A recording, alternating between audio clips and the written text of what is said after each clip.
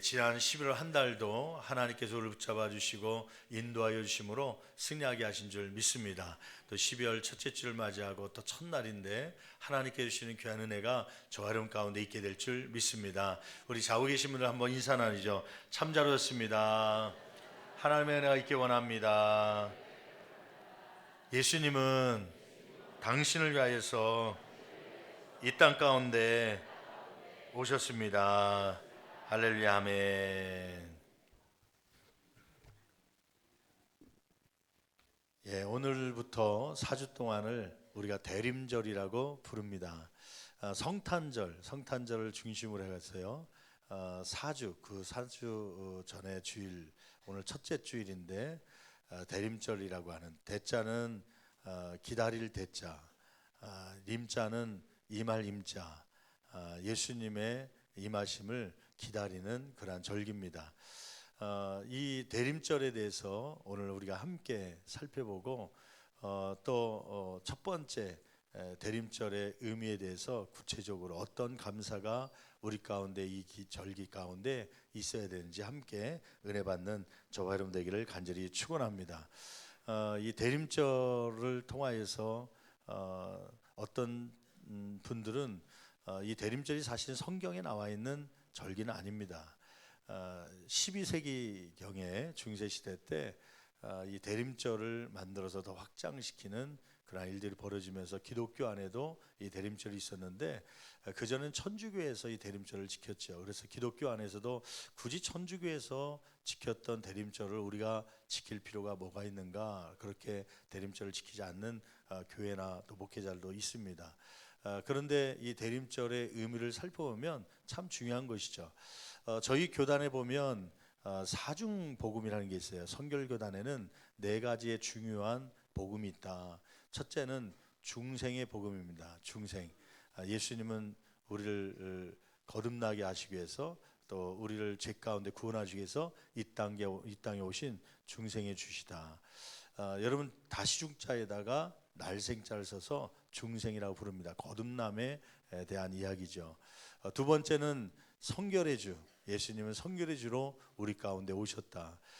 구원만 시킨 것이 아니라 하나님을, 거룩하신 하나님을 닮아가게 하려고 예수님은 말씀으로 우리 가운데 오시고 또 성령을 보내주셔서 성결한 삶을 살게 하신다.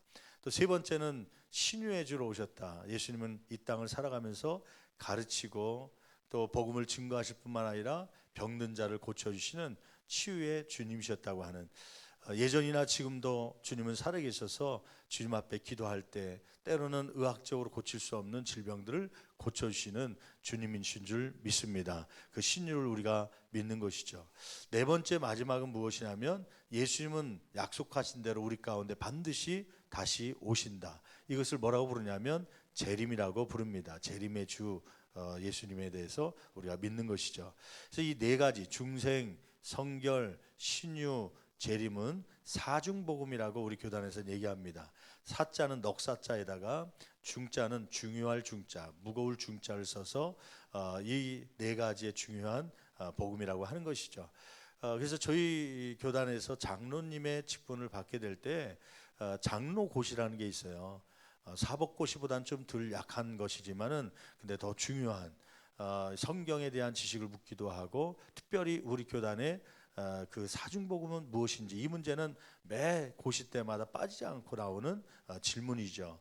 여러분들은 장로님이 되지 않더라도 성결교단의 성도로서 이 네 가지의 복음에 대해서는 이러한 네 가지가 있구나 기억하는 것이 좋죠. 한번 질문해 볼게요. 사중복음이란 무엇입니까? 첫째 뭐라고 그랬죠? 중생, 성결, 신유, 재림. 그래서 1년의 목회 스케줄에 보면 중생에 대해서 언제 주로 강조를 많이 하냐면 부활절을 중심으로 했어요. 사순절, 고난주간, 예수님께서 십자가 못 박혀 돌아가신 그 주간 때 이 거듭남에 대해서, 예수님께서 우리를 구원하기 위해서 십자가에 못 박혀 돌아가셨다고 하는 그러한 내용에 대해서 많이 가르칩니다. 또 성결에 대해서 오순절 성령님께서 이 땅 가운데 오셨던 성령 강림절 이러한 때를 중심으로 해서 이 성결한 삶을 살아야 된다 그러한 것을 많이 강조하죠. 또 신유에 대해서 철야 때나 새벽 기도회 때나 부흥회 때나 병 고침을 위해서 또 보이지 않는 우리의 마음의 상처의 치유받기 위해서 우리가 많이 강조하고 기도하죠. 근데 1년의 스케줄을 보면요, 이 네 가지 복음 가운데 가장 약하게 전달하는 것이 무엇이냐면 재림에 대한 설교입니다. 예수님은 반드시 우리 가운데 다시 오신다. 특별히 얼마 전에 예전에 몇 년 전에는 이 예수님이 뭐 몇 년 며칠 날 온다고 하는 이단들이 막 극성스럽게 하는 바람에 정통 기독교에서 가르쳐야 될 이러한 재림주에 대해서 가르치지 못하고 마치 이단들이나 가르치는 것처럼 치부하다 보니까 이 재림에 대해서 설교를 하지 못하고 때로는 재림에 대해서 많이 배우지 못한 한국 기독교의 모습을 보게 되는 것이죠. 그래서 이 성탄절을 기점으로 해서 왜 대림절을 지키는 게 중요한지 또 좋은지에 대해서는 예수님이 초림 2000년 전에 이 땅 가운데 예언대로 오신 것처럼 반드시 약속대로 이 땅 가운데 다시 오실 것이다. 그것을 기다리고 사모하고 소망하는 것이 바로 이 대림절 기간입니다. 성탄절에는 크게 세 가지 의미가 있죠. 첫째는 과거적 의미입니다. 과거적 의미는 뭐냐면 구약 시대 때 히브리인들이 예수님이 메시아가 올 것이라고 하는 그러한 간절한 소원이 있었는데 예수님이 이 땅에 오심으로 성취되었던 그 오심을 감사하는 것이죠. 그래서 대림절 절기를 통하여서 우리가 첫째 어떤 신앙이 회복되어야 되냐면 이 땅 가운데 나를 구원하기 위해서 오신 예수님을 기념하고 또 감사할 수 있는 이 신앙이 저 하름 가운데 있기를 간절히 축원합니다. 오늘 말씀은 이 부분에 대해서 우리가 집중적으로 함께 말씀 나눌 거고요. 또 두 번째 대림절의 의미가 있는데 그것은 뭐냐면 현세적 의미입니다. 현세적 의미라는 건 뭐냐면 예수님이 단순히 2000년 전에 베들레헴만 오신 것뿐만 아니라 지금 2000년이 지난 지금은 우리 마음 가운데 누가 오셔야 된다는 거예요. 예수님이 오셔서 거주해야 된다. 여러분이 이 성탄절을 기점으로 해서 혹시 우리 마음에 예수님이 아직 구원자로 오시지 못한 그러한 심령이 있다면 예수님을 모실 수 있는 귀한 은혜가 있기를 간절히 축원합니다. 또 우리 가족들 안에 남편 안에 자녀들 안에 예수님이 아직 그 마음속에 계시지 않는 그러한 가정의 자녀들이 있다면 식구들이 있다면 그들 위해서 기도하다가 전도의 열매가 있는 저와 여러분 되기를 간절히 축원합니다. 그래서 이 성탄절에 우리가 두 번째 강구하는 건 뭐냐면 그 대림절의 의미는 뭐냐면 2000년 전에 오셨던 예수님이 우리 마음 가운데 찾아와 달라고 하는 성령님이 우리 가운데 오시라고 하는 그러한 간절한 소원이 저와 여러분 가운데 있기를 간절히 축원합니다.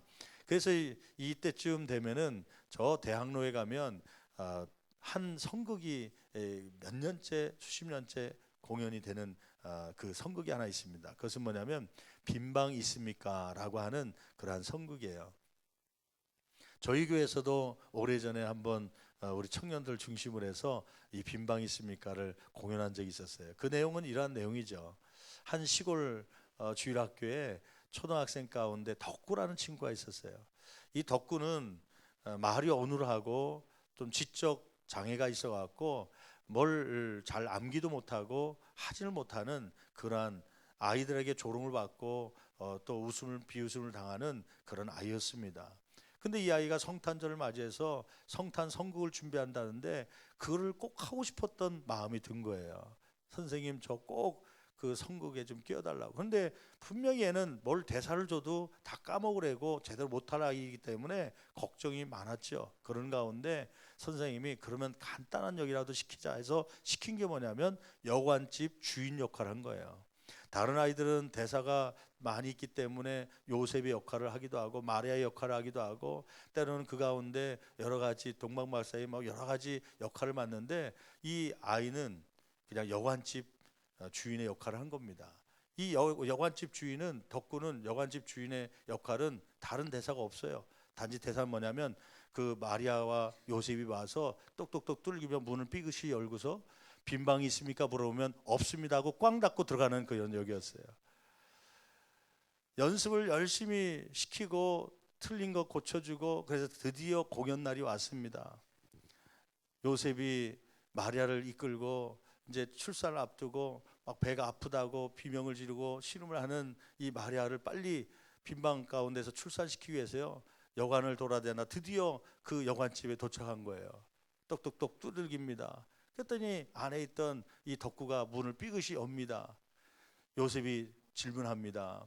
빈방 있습니까? 물어봤더니 이 덕구가요, 한참 뜸을 들이는 거예요. 야, 이거 사고 치는 건가 생각하는데 연습한 대로 얘기를 합니다.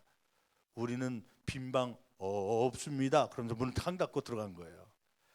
아, 뒤에 있었던 연출했던 선생님이 다행이다 생각하고 있는데 요셉이 지나가려는데 갑자기 문이 확 열린 거예요.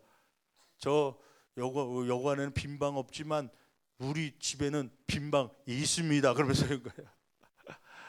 사람들이 막 박장대소하며 웃고 난리가 난 거죠. 이 요셉이 다음 대사를 쳐야 되는데 분명히 문 닫고 들어가야 될 여관집 주인이 와서 빈방이 있다니까 이거 어떻게 해야 되는지 몰라갖고 막 얼굴이 빨개져 갖고요, 그냥 막 뛰쳐 들어가고 결국 그 성극은 완성을 못하고 거기서 멈추고 만 거예요. 그날은 이 덕후 때문에 연극이 다 끝나버린 거죠.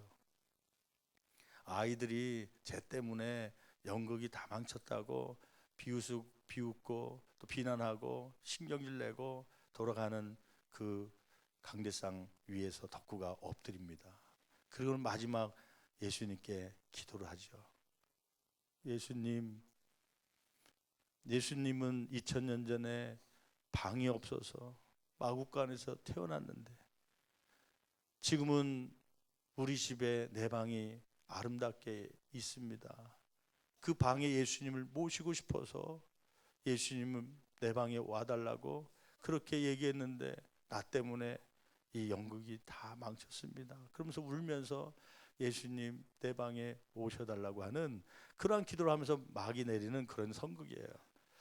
여러분, 그 이야기를 들으면서 우리가 현세적 대림절을 맞이하면서 의미를 우리가 다시 한번 깨닫는 것이죠. 그건 뭐냐면 2000년 전에 마구간에 오셨던 예수님으로 끝이는 것이 아니라 이 시간에도 우리의 마음 가운데 오시고 이 시간에도 우리 가정 속에 오시고 이 시간에도 우리 교회에 오시는 그러한 예수님이 있기를 간절히 축원합니다.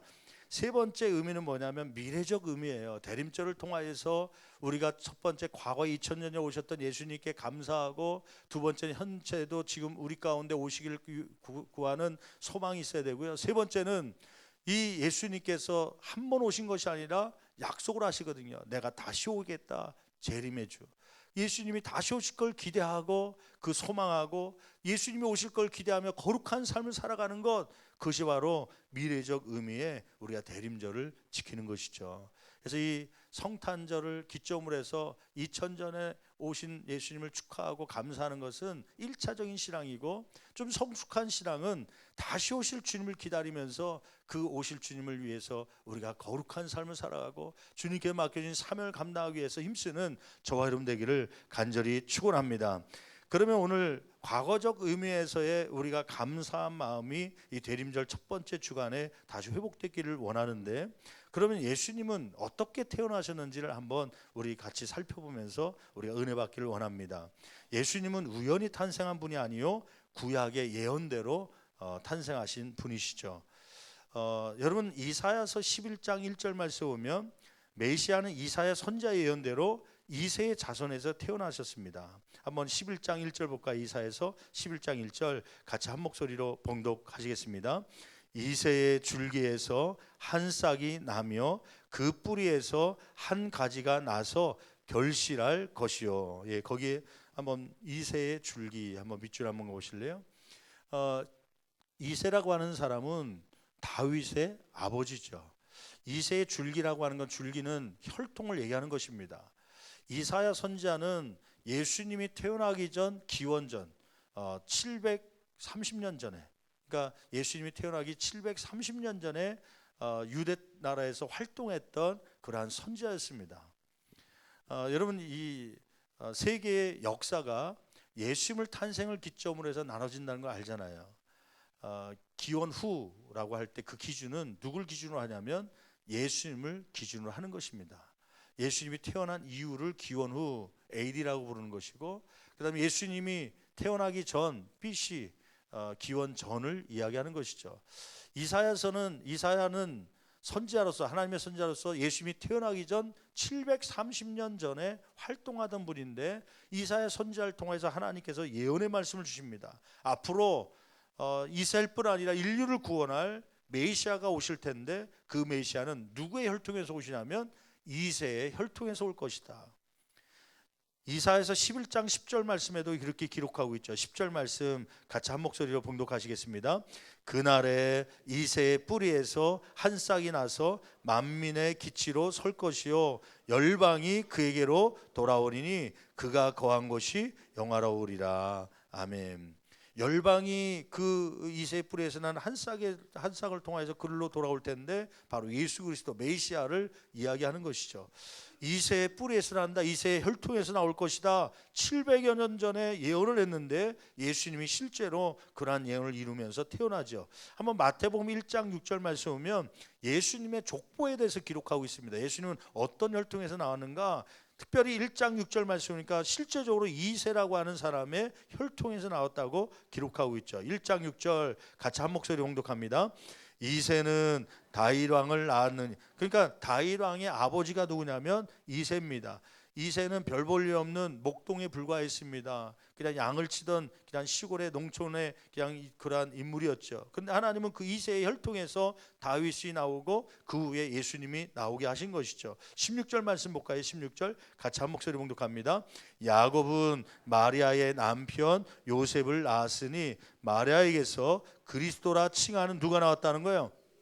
예수가 나왔다. 이새의 혈통을 쭉 그 족보를 이야기하면서 그 족보 가운데 예수 그리스도가 구원자로 오셨다고 하는 것이죠. 그 예언의 말씀대로. 22절 이렇게 마태복음 1장 22절 말씀 보니까 기록되고 있습니다. 같이 한 목소리 봉독합니다. 이 모든 일이 된 것은, 그러니까 이새의 자손에서 요셉을 통하여 예수 그리스도가 태어난 것은, 그 다음에 계속 읽어볼까요? 주께서 선지자로 하신 말씀, 어떤 선지자를 통해서요? 이사야라는 선지자를 통해서 700여 년 전에 예언했던 대로 그것을 뭐 하시려고요? 이루려 하심이라. 여러분, 예수님은 이사야 선지자가 예언한 대로 이새의 혈통 가운데 오셨다는 그러한 것을 강조하고 있죠. 두 번째는 이 구약에 있는 선지자를 통하여서 예수님은 어느 지역에서 태어날 것이라, 메시아가 어느 곳에서 태어날 것이라는 것을 기록하고 있죠. 그것이 미가 선지자를 통하여서 5장 2절 말씀 보니까 베들레헴이라는 곳에서 나실 것이라는 예언이 있었고, 실제적으로 예수님이 베들레헴에서 태어나시죠. 미가서 5장 2절 읽어볼까요? 예언의 말씀이 어떻게 기록되어 있었습니까? 같이 봉독합니다. 베들레헴 에브라다야, 너는 유다 족속 중에 작을지라도 이스라엘을 다스릴 자가 네게서, 베들레헴에서 네게로 나올 것이라. 그 다음에 그의 근본은, 이 메시아의 근본은 상고의 영원에 있느니라. 상고라는 것은 아주 오랜 옛날 영원부터 계신 분이다. 그러한 메시아는 어느 곳에서 태어난다는 거예요? 작은 고을 어디요? 베들레헴에서 나신다고 하는 것이죠. 예수님이 태어날, 메시아가 태어날 장소를 이미 미가 선지자를 통해서 수백 년 전에 예언하고 있었던 것입니다. 근데 실질적으로 예수님은 어디에 태어나시죠? 누가복음 2장 4절 5절 말씀 볼까요? 누가복음 2장 4절 5절 같이 한 목소리 봉독합니다. 요셉도 다윗의 집 족속이므로 갈릴리 나사렛 동네에서 유대를 향하여 베들레헴이라 하는 다윗의 동네로 5절 그 약혼한 마리아와 함께 호적하러 올라가니 마리아가 이미 잉태하였더라. 예수님의 탄생 이야기를 이야기하는데요, 제가 쉽게 한번 이야기해 볼게요. 이 요셉이 자란 곳은 어디입니까? 다시 한번 제가 물어볼게요. 마리아가 요셉이 자라난 고향은 어디입니까? 나사렛. 다시 한번요. 이 요셉이 자란 곳은 어디죠? 어떻게 그렇게 또 잘하세요? 나사렛이라는 동네예요. 한국 지도로 얘기한다면, 한국 지도로 비유해서 얘기한다면 나사렛은 남쪽의 남한 대한민국의 북쪽에 해당하는 도시입니다. 예를 들면 북쪽에 해당하는 포천, 가평 이쪽 쪽에 있는 도시고, 그 다음에 예수님을 낳을 때 요셉과 마리아는 어디로 내려가서 난 거예요? 아까 예언의 말씀 보니까 어디에서 난다고요? 베들레헴. 베들레헴은 저 중부 밑으로 해갖고요. 지금으로 얘기하면 대전 정도 가서 있을 위치에 있는, 그렇다고 대전처럼 큰 도시는 아니고 베들레헴은 그냥 떡집이라고 부르는 조그만 농촌 마을이었습니다. 사실은 나사렛에서 살던 이 요셉이 마리아가 이 베들레헴까지 갈 이유가 없어요. 왜냐하면 그는 평생 어디서 자랐다는 거예요? 나사렛이라는 동네에서 목수로 자란 거예요. 그런데 어느 날 하나님께서 예언을 이루기 위해서요, 그 로마의 황제를 도구로 삼아서 명령을 내립니다. 어떤 명령을 내리냐면 너희들은 다 그 호적하기 위해서 고향으로 내려가라. 이 2세 다윗의 고향 본적은 어디냐면 그 베들레헴이란 곳이에요. 그러니까 뜬금없이 평생 살아도 호적 한 번 할 일이 없는데 갑자기 로마의 황제가 그 명령을 내리니까 아이 호적하러 저 조상들이 살았던 베들레헴까지 내려가야 되는 거예요. 오늘날로 얘기하면 서울에 지금 몇 대가 걸쳐서 살고 있는데 갑자기 옛날에 전라도 저 광주에서 조상들이 살던 그 지역으로 가서 호적을 하라니까 뜬금없이 그런 명령이 내린 거죠. 그래서 요셉이 호적하러 내려갑니다. 그런데 사실은 마리아가 결혼하지 않았기 때문에요, 따라갈 이유가 없어요. 근데 갑자기 그 감동을 주셔서 마리아가 요셉에게 얘기합니다. 요셉 씨, 나도 좀 따라가면 안 됩니까?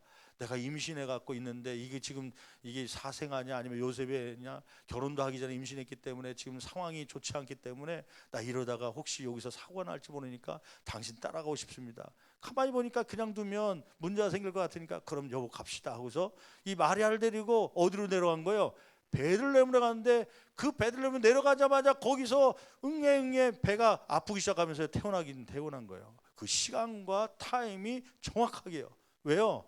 이 메시아 예수 그리스도는 어디에서 태어나기로 약속했기 때문에, 베들레헴에서 태어나기로 예언이 되었기 때문에 하나님은 그렇게 움직이셔서 이 나사렛이라는 동네에 있던 이 요셉과 마리아의 가족을 저 베들레헴까지 보내신 것이죠. 여러분, 하나님의 예언의 말씀은 틀리지 않고 반드시 이루어지는 줄 믿습니다. 그런데 요한계시록, 이 성경 맨 마지막에 보면 요한계시록이라는 66권 중에 맨 마지막 성경이 나오는데, 요한계시록에 보면 예수님께서 사도 요한에게 환상을 보여주면서 앞으로 있을 종말에 대해서 이야기하면서 반복해서 이야기하는 것이 있습니다. 그것은 뭐냐면 앞으로 내가 속히 오리라. 그것을 4번씩이나 반복하면서요, 사도 요한에게 또 저와 여러분에게 말씀하는 거예요. 여러분, 선지자들이 예언한 것도 그렇게 이루어지는데 예수님이 직접 하신 말씀은 반드시 이루어지게 될 줄 믿습니다. 그래서 이 대림절에 우리가 또 하나 기억해야 될 것은 예수님이 2000년 전에 오신 것뿐만 아니라 그 예언의 말씀대로 반드시 오실 것이라고 하는 그 신앙이 저와 여러분 가운데 다시 회복되기를 간절히 축원합니다. 옆 사람과 한번 인사 나눌까요? 참 잘 오셨습니다. 예수님은 반드시 다시 오십니다. 할렐루야, 아멘. 셋째로, 예수님이 그러면 2000년 전에 이 땅에 오신 이유는 무엇입니까? 이 땅에 오신 이유가 무엇이죠? 오늘 본문 읽었던 마가복음 10장 45절 말씀에 보면 2가지 이유에 대해서 나오고 있습니다. 첫째는 섬기려고 오셨다. 여러분, 마가복음 10장 45절 같이 한 목소리로 봉독해 보겠습니다. 인자가 온 것은, 거기서 인자는 누굴 얘기하냐면 예수 그리스도를 얘기합니다. 예수님을 얘기하는 것이죠. 예수 그리스도가 이 땅에 온 것은, 그 다음에 계속 읽습니다. 섬김을 받으려 함이 아니라, 내가 왕이 돼갖고 정치인이 돼갖고 사람들의 섬김을 받으려고 하는 것이 아니라 도리어 뭐 하려고요? 섬기려 하고요. 여러분, 누구를 섬깁니까? 첫째는 하나님께 주신 그 사명을 감당하기 위해서, 섬기기 위해서, 하나님을 섬기기 위해서 이 땅 가운데 오신 줄 믿습니다. 두 번째는 사람들을 섬기러 오신 거예요. 약한 사람을 섬기러 오신 거예요. 그러므로 예수님께서 제자들의 발을 씻기면서 내가 너희를 이렇게 섬긴 것처럼 너희도 이렇게 섬기를 원한다, 그 말씀을 부여잡고 저와 여러분도 섬기는 삶이 되기를 간절히 축원합니다. 두 번째는 무엇하러 오셨다고 말씀하냐면, 읽었던 45절 하반절 말씀 보니까 우리의 죄를 사하기 위해 대속물로 주려고 오셨다고 말씀하고 있죠. 거기에 45절 하반절 말씀 같이 한 목소리 봉독합니다. 섬기려 하고, 그 다음에요, 자기 목숨을 많은 사람의 대속물로 주려 함이니라. 거기 대속물 한번 동그라미 쳐보십시오. 대속물. 대속물이란 말은요, 헬라어로 리트론이라는 말을 씁니다. 리트론, 이 말은 뭐냐면 대신하여 갚아주다. 그 당시에 노예 시장에서 썼던 낱말이라고 그래요.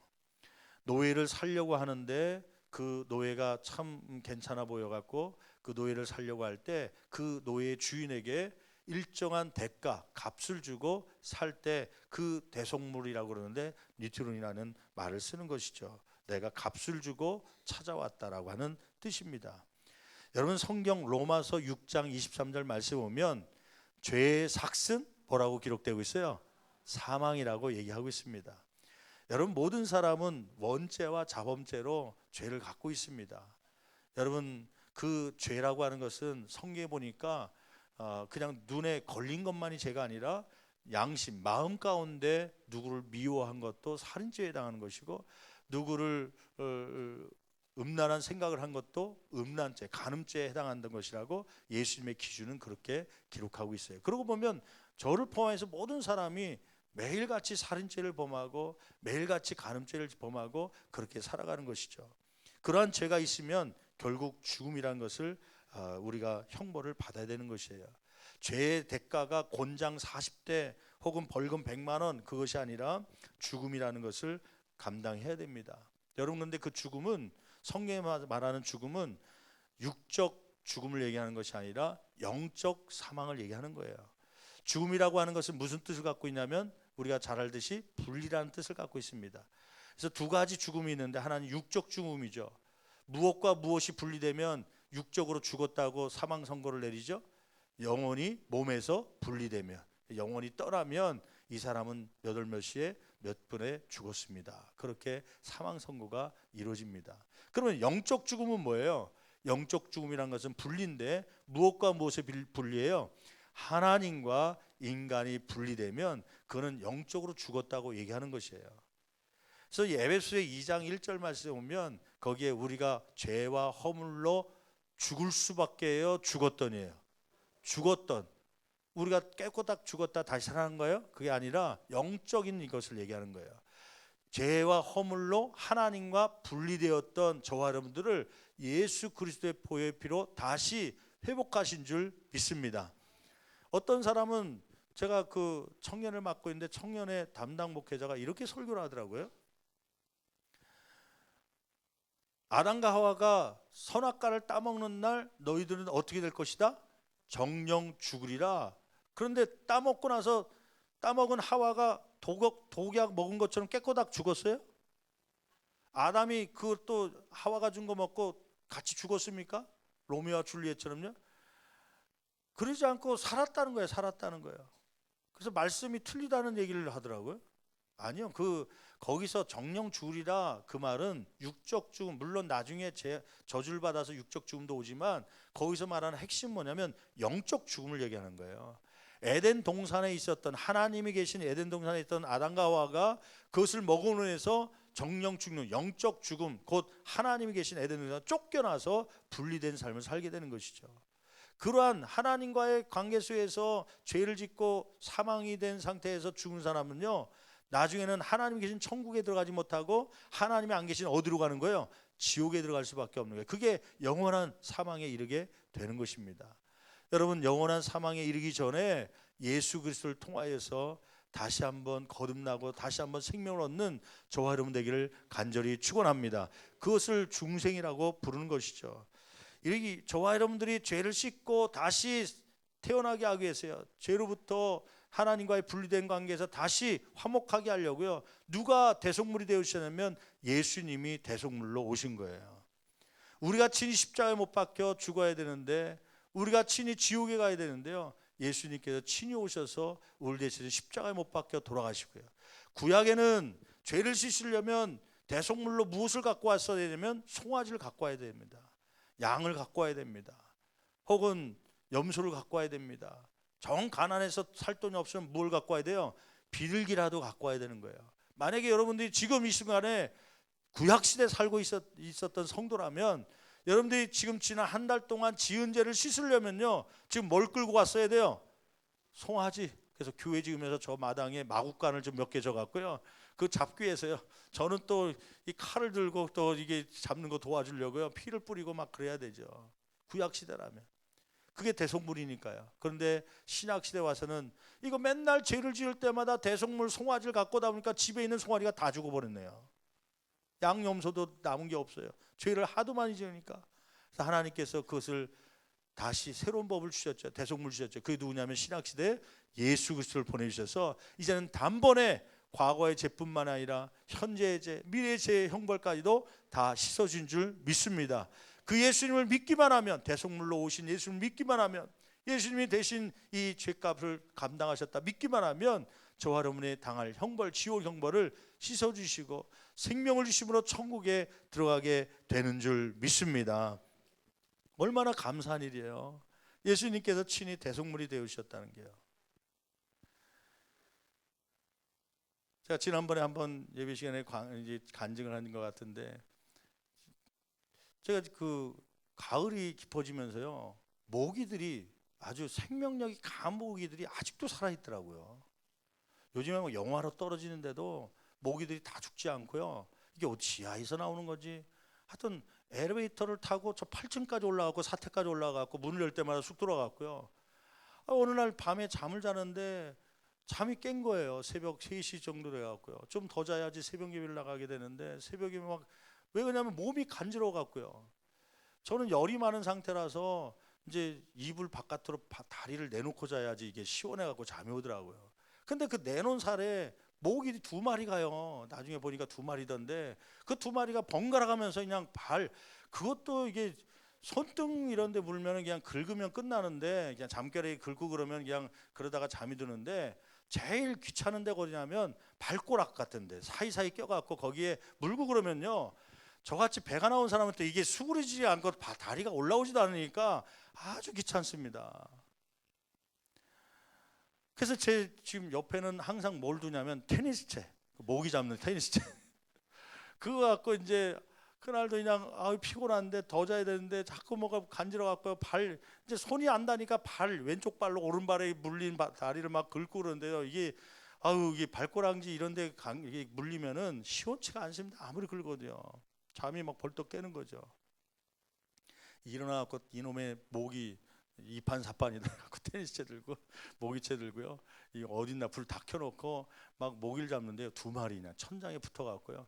이게 한 마리는 천장에 붙고 한 마리는 너무 많이 먹어갖고 배가 뚱뚱하니까 올라가지 못하고 침대 밑에서 주변에 왔다 갔다 하는 걸 드디어 잡은 거 아닙니까?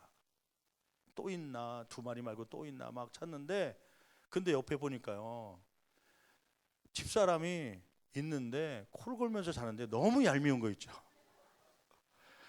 아니 나는 지금 잠을 깨갖고 지금 모기를 잡으려고 돌아다니는데 일어나지도 않고 그냥 눈 꿈뻑 떴다가 모기 잡는 거 보고 그냥 자는데요, 속으로 얄미운 생각이 있더라고요.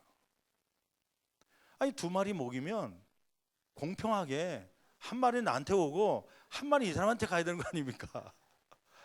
근데 왜 이 2마리가 나만 물냐? 이 사람은 안 문 것 같아요. 그래서 왜 안 무나 봤더니요, 이유가 있더구만요. 이분은 이게 좀 추운 걸 싫어해요. 여자분들이 대부분 그렇잖아요. 잘 때 나는 이불을 쳐내버리고 이렇게 다리를 뻗고 자지만 이분은 눈만 빼놓고 다 뒤집어 쓰고 자는 거예요. 그러니까 모기가 들어갈 공간이 없는 거예요. 코를 골면서 이렇게 자는 모습 보니까요, 그날따라 왜 이렇게 얄미운지, 뭘 해준 것도 없고 뭐 이렇게 나한테 뭐 한 것도 없는데 왜 나만 물려야 되나? 그리고 내가 잡는데 같이 좀 일어나서 잡아주던지 하지, 자기는 안 물린다고 그냥 눈만 꿈뻑거리고 다시 자는데요. 제가 그때 느낀 것이 있었어요. 이 대속이라는 거.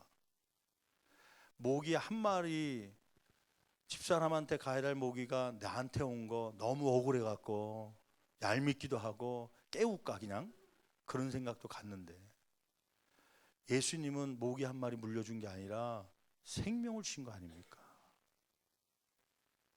우리 모기 한 마리 때문에 사랑하는 아내, 남편 마음까지도 얄미운 마음이 생기는데, 예수님은 우리를 구원하기 위해서 십자가의 대속물로 주면서까지도 그럼에도 불구하고 지금도 우리를 오기를 바라고 기다리시는 주님의 모습을 보면서요, 그 대속의 은혜가 얼마나 감사한 것인지요 다시 한번 깨닫게 되는 것이죠. 여러분, 이러한 대림절, 성탄절을 앞두고 대림절을 지나면서 이 대속의 은혜가 저와 여러분 가운데 다시 한번 회복되기를 간절히 축원합니다. 제가 중학교 아이들 가르치면서 그때 어떤 책자에 나왔던 그런 예화를 보면서 막 엉엉 울었던 적이 있었습니다. 그 내용을 우리가 잘 알고 있는 내용이죠. 한 스위스 한 마을에 관광버스가 운행하고 있었죠. 그 기사가 관광버스에 손님들을 40명을 가득 채우고 관광을 하는 중에 그 산 위에서 내리막길로 내려가고 있는 중이었습니다. 그런데 이게 브레이크가 파열되는지 브레이크가 들지 않는 거예요. 밟아도 속도가 점점 붙으면서요. 근데 앞에 보니까 커브 고갯길을 5번이나 건너야 된다고 하는 사인판을 보게 됩니다. 뒤에서는 사람들이 비명을 지릅니다. 막 휙 갔다가 꺾이고 속도가 점점 빨라지면서 이러다 낭떠러지 떨어진 거 아닌가, 꺾을 때마다 막 뒤에서 아우성이 치고 비명 소리가 들린 것이죠.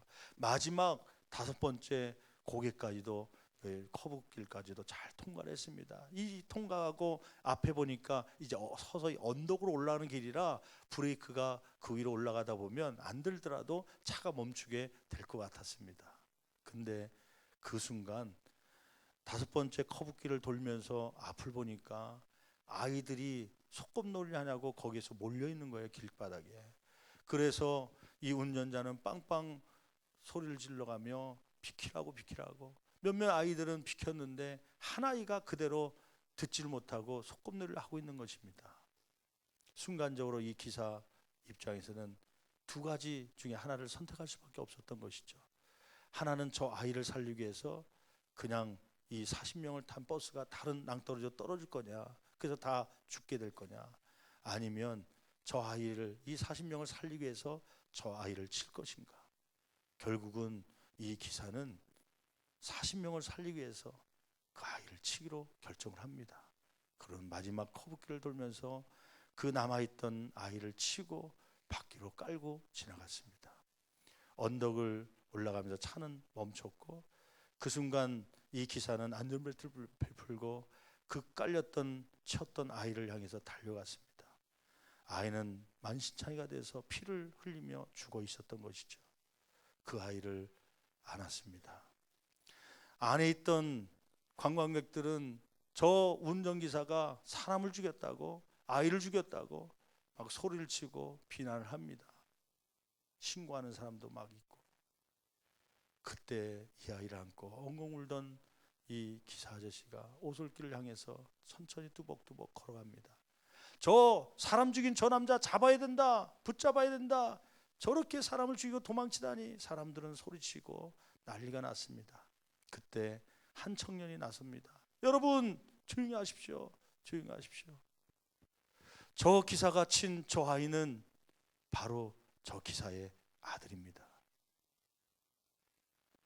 자기의 아들인 줄 알면서도 40명을 승객들을 보호하기 위해서요, 그 아들을 치고 만 것이죠. 여러분, 예수님께서는 저와 여러분들 이 인류를 구원하기 위해서요, 하나님께서는 독생자 아들 예수 그리스도를 이 땅 가운데 대속물로 보내신 거예요. 그 예수님이 돌아가셔야지만, 십자가에서 죽음을 맞이해야지만, 그래야 이 인류가 구원받을 수 있기 때문에 눈물을 흘리며 이 땅 가운데 예수 그리스도를 보내주셨고, 그 예수님이 십자가에 못 박혀 돌아가신 것이죠. 전 이맘쯤 되면은 기억에 남는 선곡 대사가 있습니다. 몇 년 전에 우리 청년들이, 학생들이 교육부에서 24일 발표를 하면서 했던 선곡인데, 그때 그 대사가 아직도 기억에 남아요.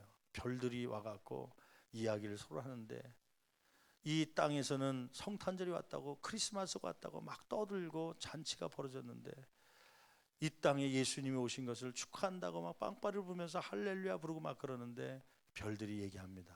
야, 너 그날 그때 그 사건 알아? 뭔데? 2000년 전에 하나님이 그 독생자들을 보내셨잖아. 아, 그거 구원자가 오셨으니 기쁜 날 아니야? 그래, 이 땅 가운데서는 기쁜 날이었어.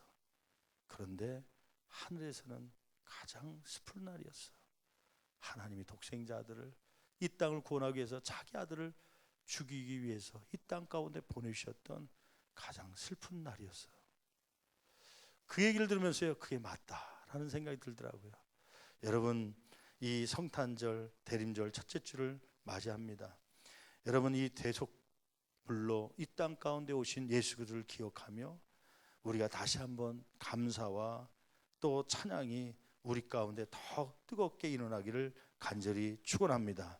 예수님은 자신의 아들을 보내시면까지 우리를 구원하기 위해서 이 성탄절을 우리에게 주신 것, 이것을 기억하며 이 4주 동안에 이러한 예수님을 기억하며 묵상하는 중에 성탄절이 더 깊은 은혜가 저와 여러분 가운데 있기를 간절히 축원합니다. 축원합니다.